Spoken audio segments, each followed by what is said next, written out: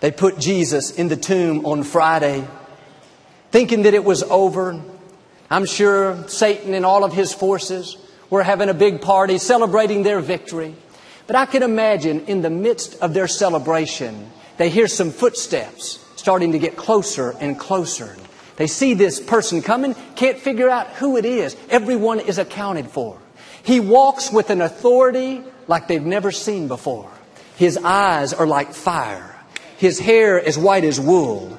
His face radiates with a brilliance so bright that it forces them to turn away. Jesus crashes their party. Says, I've got a big announcement to make. I'm back.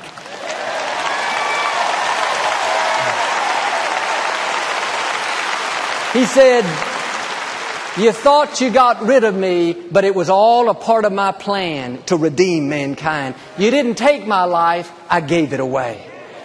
The battle of the ages took place. Right versus wrong, light versus darkness, Jesus versus Satan. It was no match. Jesus crushed Satan's head and totally defeated him.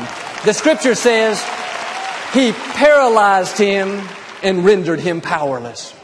It looked dark on Friday. It looked like it was over, but on Sunday morning, it was a different story. The grave couldn't hold Jesus in. He came bursting out, and He said, I am He that lives. I was dead, but I'm alive forevermore.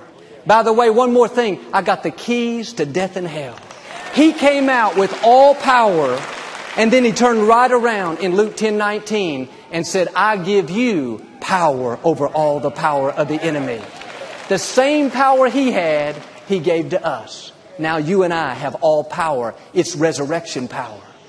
One scripture says that Jesus brought Satan to naught. Another word for naught is zero.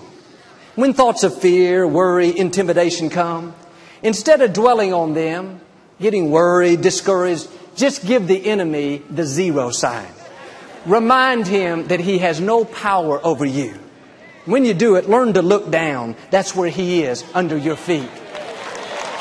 The thought says, you'll never get out of that problem. Zero sign. God always causes me to triumph. You'll never accomplish your dreams. Zero sign. I can do all things through Christ. Your family will never get back on the right track. Zero sign. As for me and my house, we will serve the Lord.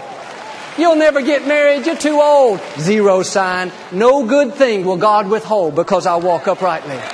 Here's one we all hear. You've made too many mistakes. Zero sign. God's mercy is bigger than any mistake. Remind the enemy of his defeat. John chapter 20. Peter went to the empty tomb and he saw the burial cloth that had been wrapped around Jesus' head, folded up, neatly placed over to the side. It was away from the other burial cloths. Why did Jesus think it necessary to fold that cloth? He was sending a message to the Jewish people.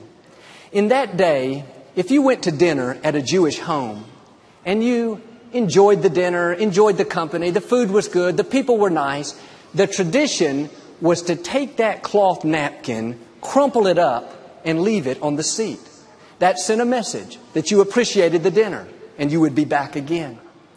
But if in any way you felt insulted, disrespected, the people weren't courteous, the food wasn't good, you would take that cloth napkin, carefully fold it up, and neatly place it back on the dinner table.